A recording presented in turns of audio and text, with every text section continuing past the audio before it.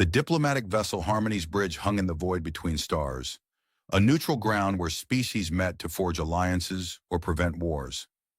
Today, it hosted a crisis that threatened to unravel a century of careful negotiations between humanity and the Felker Empire.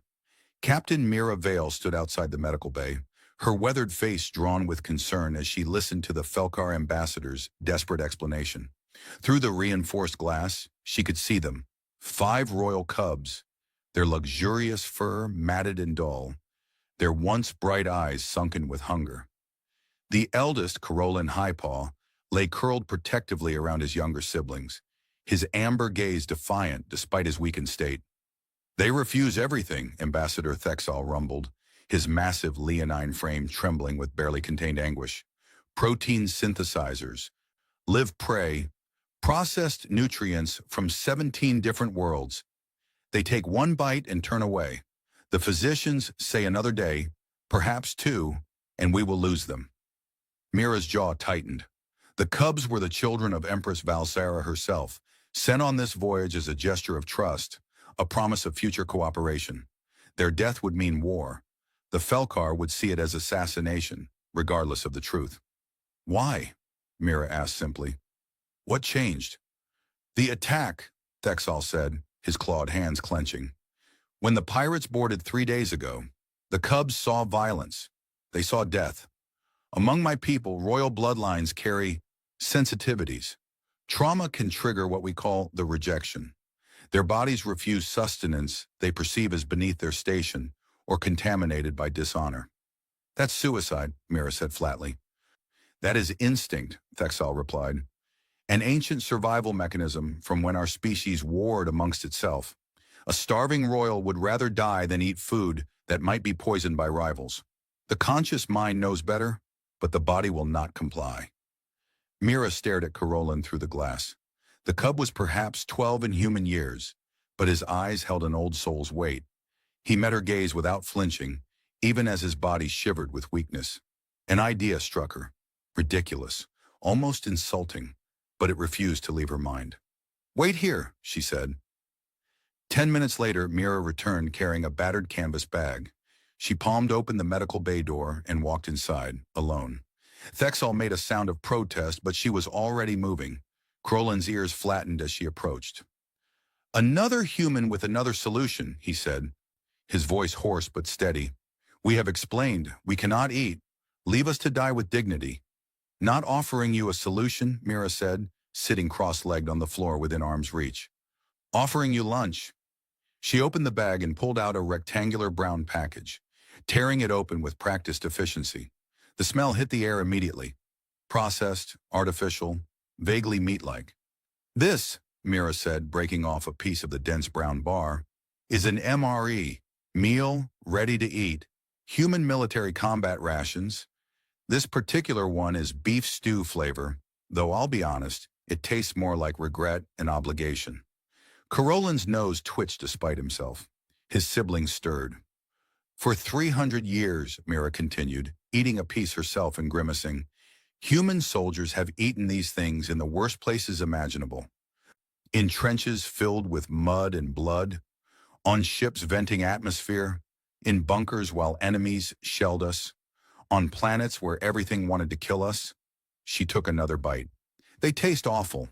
They're barely food, but every human warrior knows. You eat the MRE, you fight another day." "Why would this matter to us?" Carolyn asked, but his eyes were locked on the package. "Because there's no poison in dishonor," Mira said quietly. "Only in pretending you're too good to survive. Your people are warriors, Carolyn. So are mine. And warriors eat what keeps them alive so they can protect what matters." She held out a piece. Carolyn stared at it, his whole body trembling. Not just from hunger now, but from some internal war Mira couldn't fully understand. "It's not worthy of royalty," he whispered. "Kid." "It's not worthy of anybody," Mira said with a rough laugh. "That's the point. When you're at your lowest, when everything's gone wrong, when you've lost everything you thought made you strong, that's when you find out what you're really made of. You eat the terrible food, you take the help, you survive. That's not weakness. That's the most badass thing you can do." Carolin's paw moved forward slowly. His claws, still sharp despite his condition, carefully took the piece from her hand. He brought it to his mouth. The first bite was small, tentative. He chewed slowly, his expression unreadable. Then he took another bite, and another. His siblings watched, then moved forward, their hunger overcoming their royal conditioning. Mira pulled out more packages, tearing them open, laying out the unappetizing feast. "Tastes like shame," Carolyn said after a long moment. "Welcome to the human military experience," Mira replied. "But you're eating. That's what matters." "Why did this work?" Carolyn asked, even as he continued to eat, even as color began to return to his fur. "Why could we accept this?" Mira considered her answer carefully. "Maybe because it's honest. There's no pretense here. No one's trying to give you something worthy of your station. This is survivor food, fighter food. It says you're not too good to struggle, and struggling doesn't make you less." Carolyn was quiet for a long time, ensuring his siblings ate before taking more himself. A leader even in extremity. Finally, he spoke again. "When we return home, I will tell my mother about this. About humans who feed princes the food of their common soldiers. About warriors who find strength in admitting weakness." "Tell her something else too," Mira said, standing to leave, the bag of MREs left behind. "Tell her that her son refused to die, that when instinct said quit, he chose to live. That's the mark of a real royal. Not the food you eat, but the choice you make when everything's on the line." As Mira left the medical bay, she heard Carolyn's voice, stronger now, speaking to his siblings in their own language. Thexal stood waiting, his expression unreadable. "Captain Vale," he said slowly, "what you have done—" "I gave some kids lunch," Mira interrupted. "Let's not make it more complicated than that." But they both knew it was. In the years that followed, when the Felkar Empire and humanity forged their unprecedented alliance, historians would point to treaties and trade agreements. They would speak of military cooperation and shared resources. But Carolyn Highpaw, who would one day rule his people, would remember something simpler. The day he learned